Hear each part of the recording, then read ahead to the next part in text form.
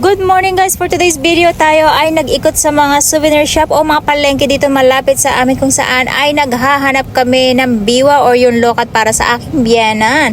At ito nga nakakita tayo ng mga murang sibuyas at alam nyo ba to? Ito yung mga pinitas natin na ume na kung saan ay napakamahal at nandito nga rin kami sa wet market kung saan ay makakita tayo ng puset o buhay na buhay pa kaya pwede natin kainin ng sashimi at ayan na nga sabi ko kay Papa bumili kami dahil hindi talaga kumakain guys ng puset kapag hindi pa siya buhay kasi hindi na siya masarap para sa akin. At ayan nga, ang daming pagpipilian, iba't ibang klaseng puset at napakamura lang dahil season nga ngayon ng puset dito sa aming lugar. Hello guys, good morning at galing tayo sa malapit na bilihan ng pasalubog dito sa amin. Ayan guys, nakabili tayo 1.6 kilogram ng strawberry ay 680 yen lang. Kahit na may tanim yung lola nyo, ayan bumili tayo kasi napakamura niya. Ito ang strawberry naman na para sa jam. Nakasulat yan guys kapag bumibili kayo kung para ba siya sa pamapak o para sa jam. Ayan nakasulat Ichigo sang, ay hindi pala dyan. Sa ba siya nakasulat mahal ko na Ichigo, jam. Ito to para siya sa jam. Ayan isang kahon. At dahil magdadrive tayo ngayon bago tayo pumunta sa ating farm kasi naghanap kami guys ng biwa or yung lokat para dun sa biyenan ko. At eto nga guys, nakahanap tayo ng mura kasi yung biyenan ko nagmamakaawa na padalan daw namin siya ng lokat. Nakabili tayo 200 yen. Ang dami na niya kaya lang ay medyo iba yung shape niya, ibang variety siya, bilugan. Nakita nyo yan, hindi siya yung katulad sa kapitbahay namin na sobrang maliliit na oblong and then yung last time na kinain natin na sobrang haba na malalaki naman siya. Ito bilugan. So titikman natin siya kung ano ang lasa niya. At ito nga may baon pa tayo isang jam oh. Ayan oh, ito naman ay 380 yen kasi bagong pitas lang siya. Ayan. At syempre hindi mawawala yung ating renew or yung condensed milk natin dahil dito tayo mamamapak sa ating kotse while tayo ay nagdadrive. At kinakailangan matapos na namin ni Papa yung ating farm. Kinatapos na namin ngayon guys kasi talaga sobrang hirap na ng schedule ko. At eto nga guys, tingnan nyo ang asawa kong adik. Pinakyaw lahat ng biwa nung bagong labas na deliver. Ayan, tapos bumili rin siya nung ganitong size naman. Ayan, 200 yen, 4 na piraso. Nakita nyo, napakamahal yan. Sa supermarket, yung isa kanina na nakita natin, ang halaga niya ay piso, 2 piraso lang yung laman niya, 2 piso. Mas malaki lang siya ng konti dito. So, ganyan kamahal yung biwa kapag ka-branded at walang galos or yung mas malaki siya ng konti. Ito maliliit. At yung lasa nito hindi masyadong kasarapan, hindi siya masyadong matamis. Ayan, ang lalaki, 'di ba? Lahat 'yan ay ipadadala namin sa biyenan kong addict din sa biwa. Ayan. Binaba na ni Papa at iwan lang tayo ng isa para habang tayo ay nasa drive ay tayo ay naglalafang. Ayan guys, yung ating strawberry at tayo ay magmumukbang. At yan ang request nyo. Pero dito tayo sa kotse magbumukbang. At ayan nga kasama natin si Ate Akari kung saan ay isa pa sa mga addict sa strawberry. Pero yung strawberry ko sa garden, sawang-sawa na siya.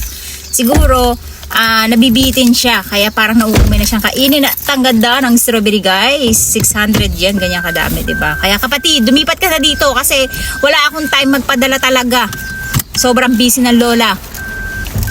Naman Macho naman yan.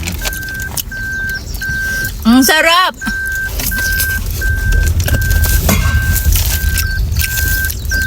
Ang sarap.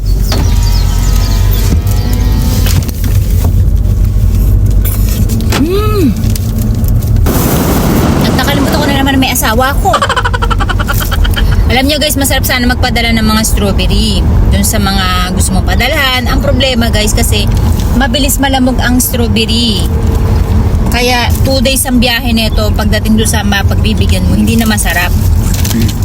Kaya ayoko nagpapadala ng mga ganitong prutas kasi madali silang malamog talaga sa biyahe.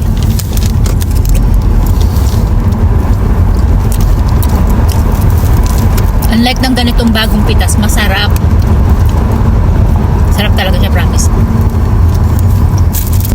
Alam niyo ba napakasarap kumain ng ganitong strawberry kasi guys, ang yaman nito sa vitamin C. At ang maganda sa kanya guys, ang pupo nyo. Kung kayo ay merong constipation, grabe, smooth na smooth. Kasi ako talaga, to be honest, hindi ako everyday nagpupupo. Pero pag kumakain ako ng strawberry guys, nagiging everyday. Kasi maganda talaga siya sa tiyan. Yung fiber, mayaman siya sa fiber. guys. Pag season na ganito, napakasarap ng strawberry. Alam, ang maganda dito ko guys, pag bumili ka ng strawberry, malamig-lamig na kasi nilalagay talaga nila sa ref kasi nga madaling malamog. Kaya naka-display siya sa ref. Kasi itong strawberry nito guys, kaya hindi siya maganda. Shape niya guys, hindi magkakapareho. Kumbaga, guys, yung shape niya, bara-bara, yung magkakaiba. Kasi dito sa Japan talagang pag nagtinda sila ng mga ganitong fruits, maselan, kailangan pare-pareho yung size. Kapag hindi, ginaganito na nila, sinesale na nila. Ayan, may mga tama. Yung patak ng tubig yan kapag nagdidilig sila or nagmo-moist. So ngayon guys, pupunta talaga kami sa farm. Tapusin talaga namin yung farm ko. Kaya lang kasi nakausap namin yung biyanan ko kagabi. Gustong-gustong kumain ng biwa. Kaya maaga akong ginising ng asawa ko. Alas 8. Pupunta nga daw kami dun sa souvenir shop o yung parang palengke dito na hindi siya wet market. Ano ba tawag sa kanila? Michino Eki or yung souvenir station, parang ganon. Bilihan ng mga pasalubong. So, kasama na dun yung mga prutas, yung mga cards, yung mga keychain, yung mga ganon. So, dalawang klase yun. At may katabing restaurant yun na may kainan din ako sa nasa dahil Sunday ngayon guys, actually totoo niyan, kapag ka Sunday na ganito, nagala talaga kami ng pamilya. Kaya lang lately talaga sobrang stress ko dun sa farm ko. Gusto ko na siyang matapos kasi parang natatali na yung schedule ko doon. At naglalakihan na rin yung mga gulay natin. Alam nyo ba yung eat all you can? Parang ganito rin kadami yun eh. Yung kinakain natin dun sa eat all you can.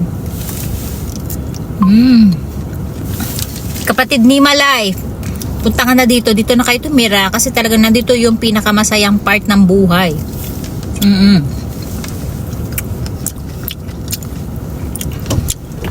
Guys, hindi talaga nakakasawa. At hindi kayo magsasawa kapag kami condensed milk. Napakasarap talaga. Syempre, kapag may sugar kayo, blood sugar, mataas yung blood sugar nyo, huwag kayo kumain ng with condensed milk. Kasi, ang mangyayari, tataas lalo yung blood sugar nyo. Ako guys, okay lang kasi lagi ako nagpapa-check up ng aking blood sugar doon sa mga nag-worry sa akin na mahilig ako sa matamis, sa prutas kasi lahi namin guys yung diabetes kaya ang lola nyo alagang check up ng blood sugar. Mula sa bahay guys, kaya ko to ubusin kaya lang kasi kakain kami ni asawa baka mabusog ako at gagawa pala tayo ng jam.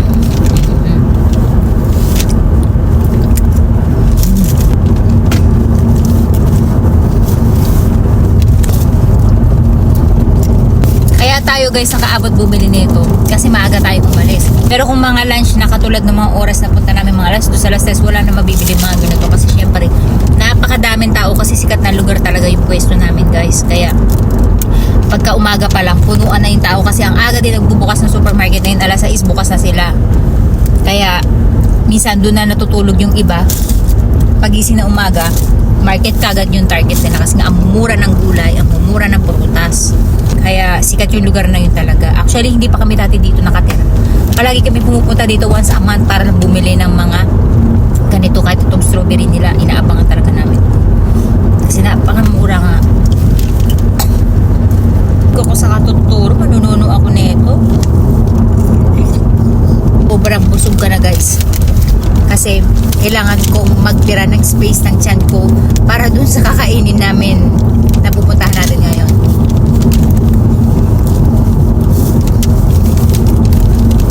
Ito na nga yung kinainan namin kung saan ay malapit lang din sa amin na sushi na bago namin napuntahan dahil 5 years na kami nakatira dito, hindi pa namin to natatry at ngayon lang kami nakapunta at my gosh, napakamura pero tingnan nyo naman yung set nila at napaka-social ng kanilang set up at ang dami, sobrang busog kaya yung lola nyo nagpakabusog sa strawberry, ayan hindi natin naubos pero pinatira natin lahat kay Papa kaya nananaba yung asawa ko dahil sa akin yung mga tira-tira natin, siya ang kumakain.